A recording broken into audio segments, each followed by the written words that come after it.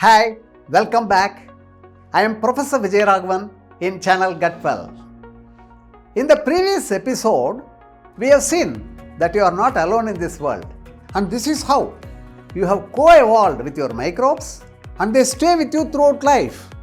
These trillions of microorganisms that has come to stay with you play a vital role in your digestion, nutrient absorption, and even in your mood. We have co-evolved with our microbes. In fact, we are a composite unit and we influence each other throughout life in maintaining health and even managing diseases. This is being increasingly understood by healthcare providers throughout the world.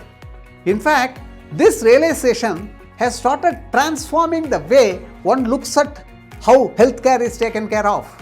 It is being increasingly understood that we cannot ignore our friendly bacteria in healthcare management.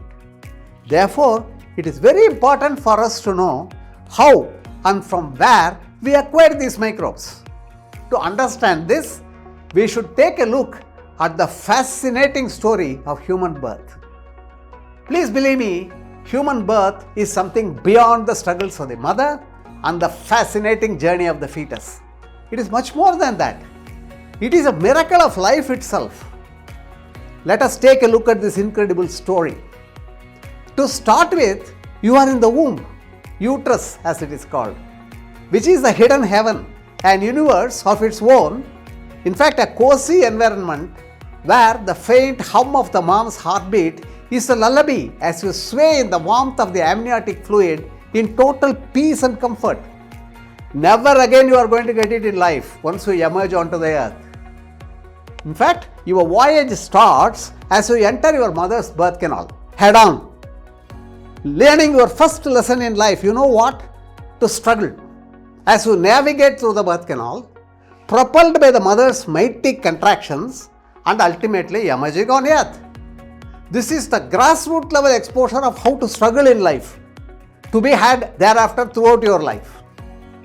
It is a journey of struggle and immense pressure, a testimonial to the mother's strength and the baby's resilience. An important event, unfortunately, in fact, missed by a baby born through C-section. And then the final push. And your first taste of environment starts with the exposure to the sterile smell of the hospital, mingled with a taste of blood and sweat.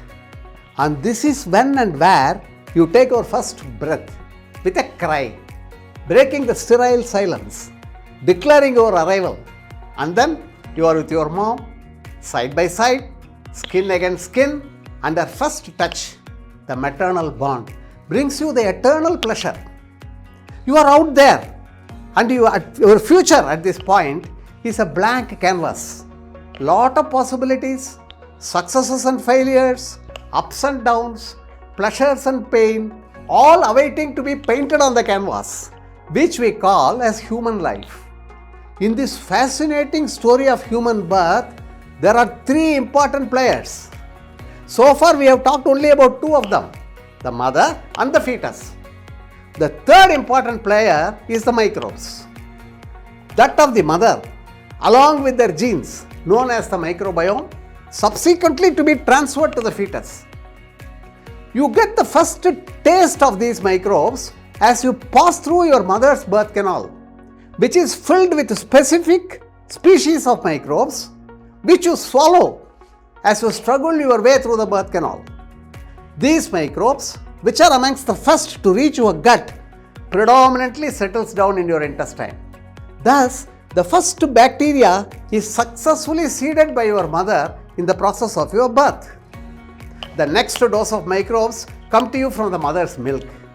These microbes reach your intestine again and settles down.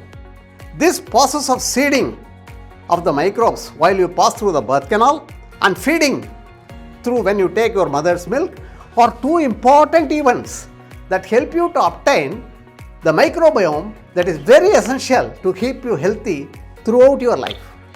This is the reason why normal delivery and breastfeeding are two important happenings for the newborn to have a healthy life. Unfortunately, a C-section baby, if also happens to be fed on bottled milk, we will miss out on both of this. Apart from this seeding and feeding by the mother, the environment also contributes, donating microbes to you, to your gut, and as well as they come onto your skin. All this happens during the first 1000 days of life. That is from conception to 2 years of age. You and your bacteria come together to support each other throughout life. These microbes, along with their genes, is called the infant microbiome infrastructure. Thus, the first 1000 days, often referred to as the golden window, is indeed a crucial period filled with immense potential and incredible vulnerability. Spanning from conception to the child's second birthday, the days are laying foundation for the child's future health, development and well-being. Very interesting, isn't it? I think you have had a good account of the fascinating story of human birth, and you are born as a composite unit with your microbes in and on you, which is going to take you through a healthy lifestyle throughout your life. And we will see much more about it in the coming episodes. Meanwhile, thank you very much. Professor, Yeah. you gave us a brief account of how microbes actually play a role in human birth. Is there any way that we can ensure that a healthy microbiome is restored for this process? Is there any way you can ensure that? That's a very good question. I'll answer that. There are some important steps one should take to ensure this. First of all, the mother-to-be should enter pregnancy with a healthy microbiome and maintain it that way throughout pregnancy. Vaginal birth should be promoted whenever possible. Breastfeeding should be prioritized. Diverse, fiber-rich food should be introduced to the baby gradually after weaning. You should avoid unnecessary use of antibiotics, and baby should be exposed to a healthy environment. Remember, the infant microbiome is a constantly evolving process. Understanding its importance and supporting its healthy development during the first 1000 days of life is crucial for setting the stage for a lifelong health and well-being. Yeah.